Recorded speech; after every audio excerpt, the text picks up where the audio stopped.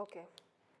So in the last lecture we had discussed about factors affecting moving air or winds. Okay, we had talked about the pressure gradient force, the frictional force, the Coriolis force. Then we had talked about the pressure belts. There are 7 pressure belts in total, 1 equatorial, 2 subtropical high pressure, 2 subpolar low pressure and 2 polar high pressure belts. Okay, so then we had discussed the factors on which these, due to which these arise. We had discussed about the thermal factors, the dynamic factors, right. Now we will be talking about the winds, okay. Now in general, if we have to define winds, we had talked in the last lecture, winds are an attempt of the nature to balance out the differences in pressure, right.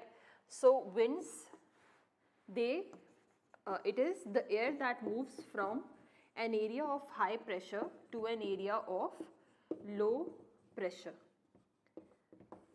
right.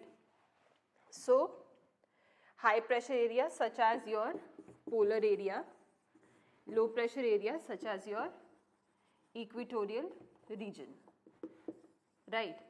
So the air tends to balance out the differences in this pressure. So air tends to move from an area of high pressure to an area of low pressure. This movement of air is what we refer to as the winds. If we have to classify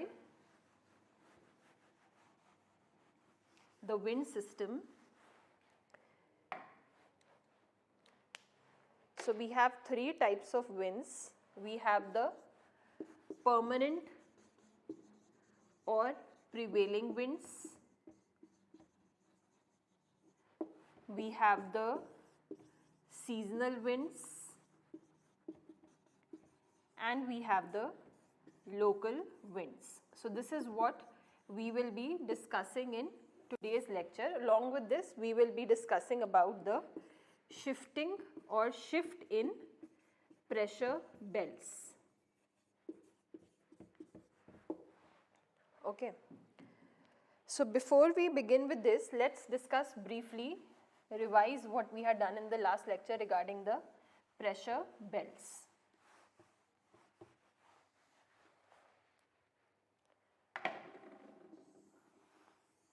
We had discussed there are 7 pressure belts. You have the equatorial low pressure belt, then we have the subtropical high pressure belt north and south, we have the subpolar low pressure belt, we have the polar high pressure belt, right. So same goes for the southern hemisphere, right. So we had discussed that air tends to move from an area of high pressure to an area of low pressure, right. It is also in this movement acted upon by forces which are the pressure gradient force that decides the magnitude, then we have the Coriolis force that is due to the revolution, and we have the frictional force. Frictional force acts anywhere between 1 to 3 kilometers from the surface of the earth, right. So this is the region where its effect is experienced, not in the upper atmosphere region, right. And so if we see in this particular area, this is a region of subtropical high pressure belt, this is a region of low pressure. So winds will tend to move from an area of high pressure to an area of low pressure, right. But due to the effect of the revolution, we had done the Ferrel's law, that is SLNR. In southern hemisphere, the deflection due to revolution is towards the left side, and in the northern hemisphere it is towards the right side. So in this case, the right side would be this way. So these are the winds that are they tend to move from subtropical high pressure belt to equatorial low pressure belt under the effect of the revolution of the earth, or due to the Coriolis force they have deflected towards the right, right. So they appear to be coming from the northeast direction, right. So these are known as the northeast trade winds, okay, northeast trade wind. Similarly, in the southern hemisphere we have the general direction would be this, but in the southern hemisphere due to Coriolis force the winds they tend to move towards the left side. So this deflection is towards the left.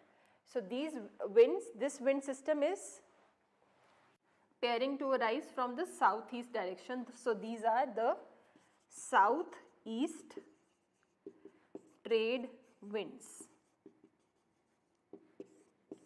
So if you see closely, between the two tropics, that is between 30° north and the 30° south latitudes, we have the influence of the trade winds, northeast trade winds for the northern hemisphere, southeast trade winds for the southern hemisphere.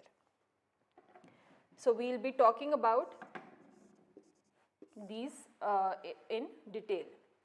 Now moving to the next wind system. Now this is a zone of high pressure, this is a zone of low pressure.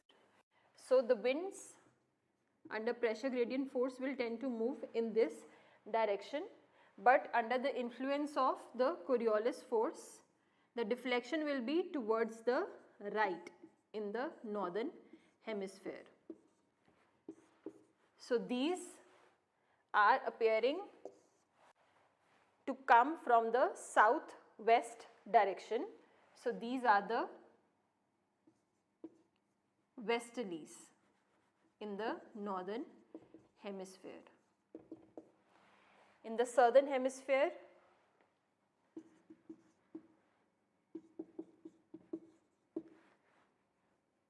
this will be the general direction under the influence of pressure gradient force. Deflection will be towards the right side, towards the left side. So the westerlies.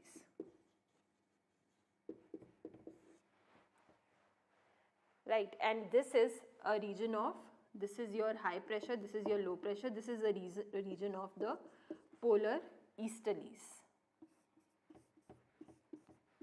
Same direction as the trade winds.